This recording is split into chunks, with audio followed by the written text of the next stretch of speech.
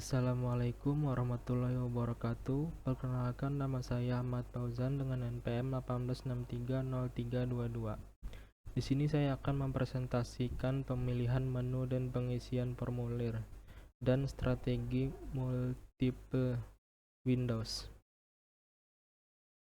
Yang pertama, kita akan mempresentasikan pemilihan menu dan pengisian formulir. Di sini ada jenis-jenis menu. Di sini ada single menu, yaitu menu tunggal. Single menu adalah menu yang terdiri secara independen, tidak mempengaruhi yang lainnya, seperti menu binary, satu dari dua pilihan. Contohnya seperti Y dan N ini.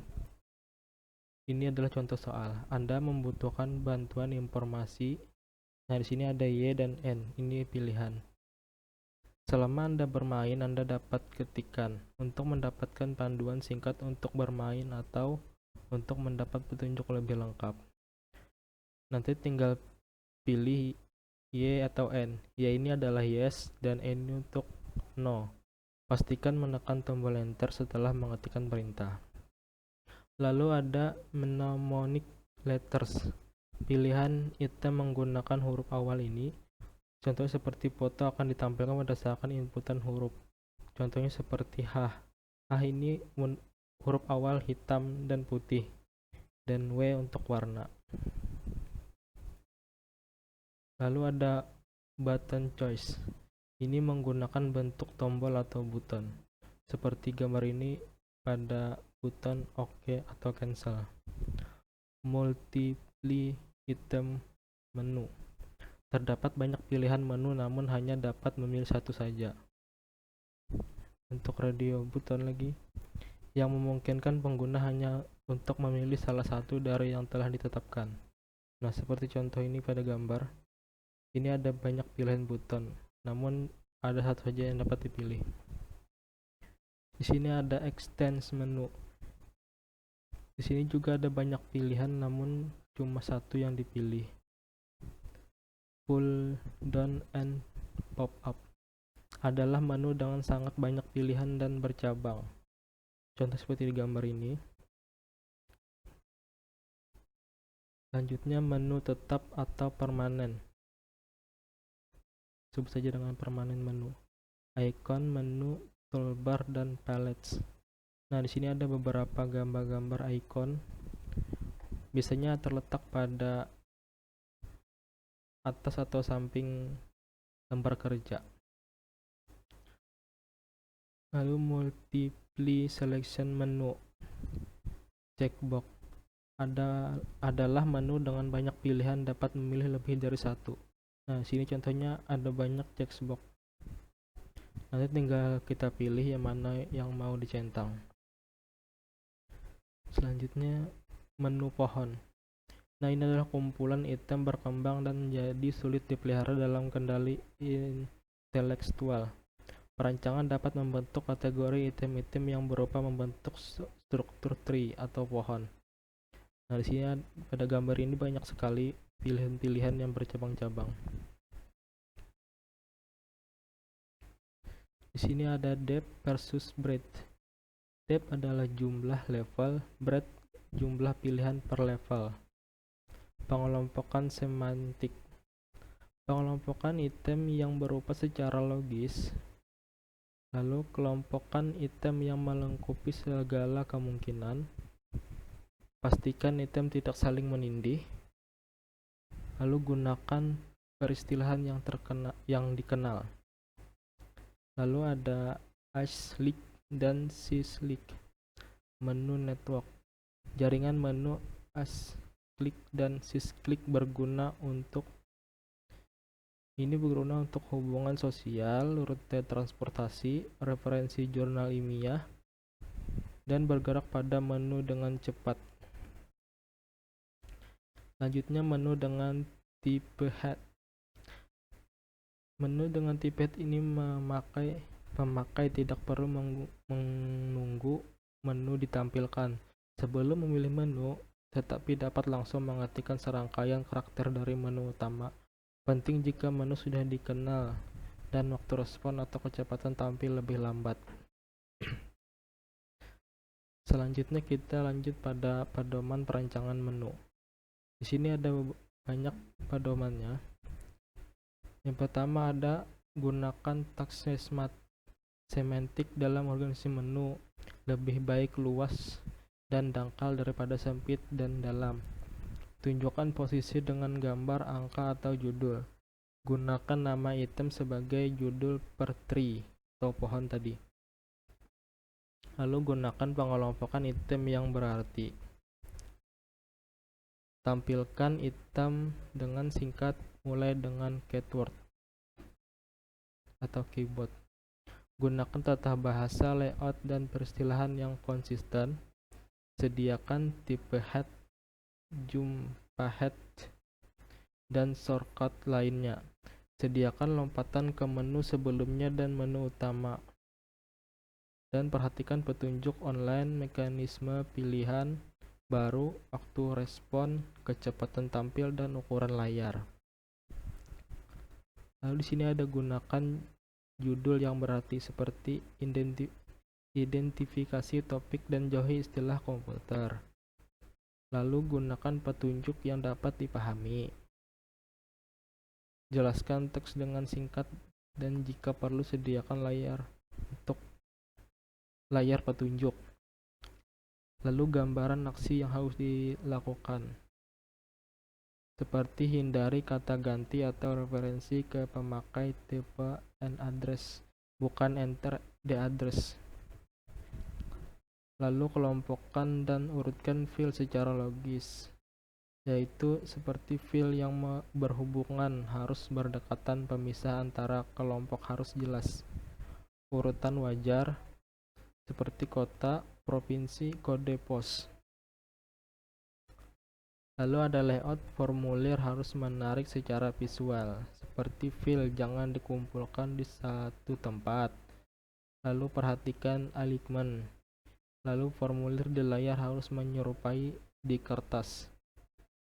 Selanjutnya gunakan label file yang dikenal pemakai, seperti gunakan istilah umum, contoh alamat lebih umum daripada domisili. Lalu gunakan peristilahan dengan singkatan yang konsisten, seperti daftarkan istilah dan singkatan yang dapat diterima. Pergunakan daftar tersebut dan tambahkan isi jika sudah dipertimbangkan baik-baik. Ruang kosong dan batas file yang perlu diisi.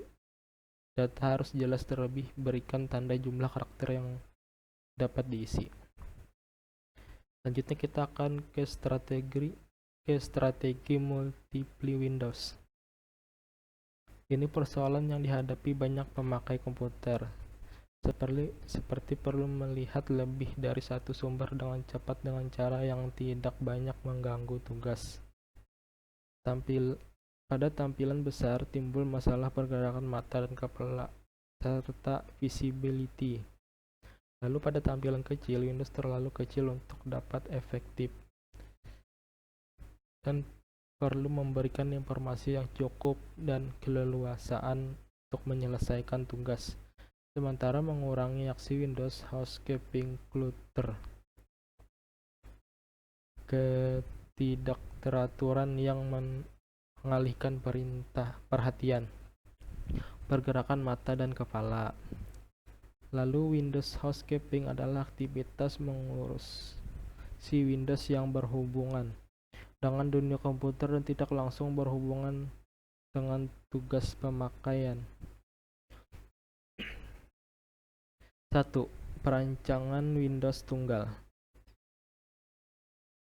Komponen-komponen Windows. Sini ada judul untuk mengidentifikasi Windows Yang pertama untuk identifikasi Windows. Lalu yang kedua, beberapa Windows tidak mempunyai judul. Lalu yang ketiga, tempat judul dapat berubah warna untuk menunjukkan Windows yang sedang aktif. Seperti yang ada di contoh ini, control panel. Lalu yang B, bingkai border atau frame. Itu untuk menandai batas Windows. Lalu ada C, scroll bar untuk menggulung atau memindahkan tampilan ke isi Windows. 2. Aksi-aksi Windows meliputi diantaranya A. Aksi membuka open action, seperti Windows dibuka dari ikon atau menu dengan suatu perintah yang diketik. Pilihan menu, perintah suara, klik atau klik ganda. Lalu ada umpan balik sangat bermanfaat. B. Aksi membuka, menempatkan dan menentukan ukuran.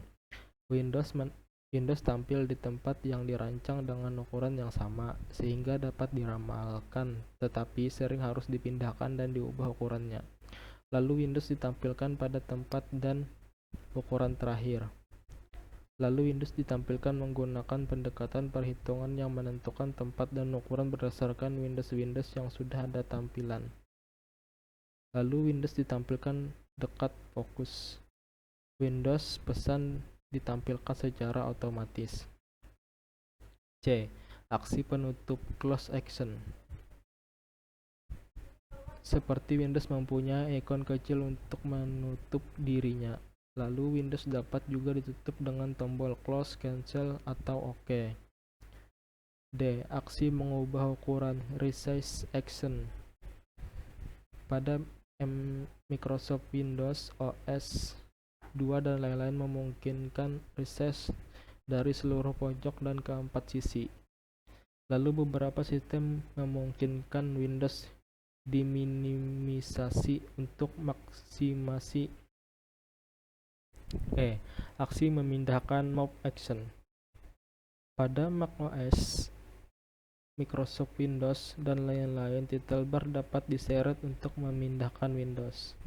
Beberapa sistem mengharuskan seluruh Windows terlihat di layar, sementara yang lain membolehkan hanya sebagian saja. F. Aksi membawa ke depan atau mengaktifkan. Ketika digunakan Windows bertumpuk, perlu dibuat mekanisme untuk membawa Windows ke depan dan mengaktifkannya. Cara-caranya seperti mengetikkan perintah dengan keyboard, lalu mengklik pada menu daftar Windows yang terbuka, lalu mengklik bagian apapun dari Windows, dan memindahkan kursor ke atas Windows yang ada seperti ini di bagian atas. Biasanya ini untuk seperti menyimpan, ini meminimize, lalu ini untuk mengclose biasanya. Lalu perancangan multiple Windows. Tantangan untuk memberi akses kepada banyak sumber informasi telah membangkitkan banyak solusi. Contohnya seperti A. Multiple monitors, yaitu beberapa monitor digunakan untuk menampilkan informasi, lalu jarak antara monitor memperlambat pekerjaan. B. Rapid display flipping, yaitu perpindahan antara tampilan pada satu monitor secara otomatis atau dikendalikan pemakai. C. Split display, yaitu tampilan dibelah untuk menampilkan dua bagian dokumen atau lebih, atau dua dokumen atau lebih. Contoh: WordStar, WordPerfect, Lotus. Lalu yang F. Fixed number, size and place, dan space filling tiling. Tiling adalah pembelahan tampilan sederhana. Lalu jumlah, ukuran, dan posisi til selalu sama. G. Variable size, place, and number, and space filling tiling. Mulai dengan sebuah Windows besar, lalu ketikkan Windows kedua dibuka, potong Windows pertama secara horizontal atau vertikal untuk menyediakan ruang bagi Windows kedua. Lalu yang H. Non-space filling tiling. Tidak seluruh tampilan perlu ditutupi. Celah di antara til diperbolehkan, tapi menumpukan tidak. Piles of tils, yaitu variasi dari strategi dasar tiling. Windows dapat ditumpukan penuh seperti menumpuk ubin, biasanya fixed size dan fixed position. J. Windows zooming. Pemakaian dapat memperluas ukuran Windows hingga selayar penuh dan kemudian memperkecilnya kembali ke ukuran semula. Contohnya seperti Microsoft PowerPoint.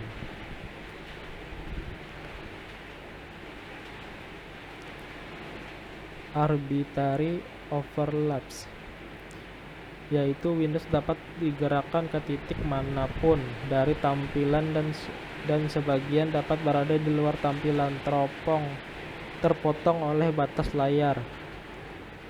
Lalu disebut juga sistem Windows 2,5 dimensi karena Windows seakan-akan mengapung di atas Windows lainnya.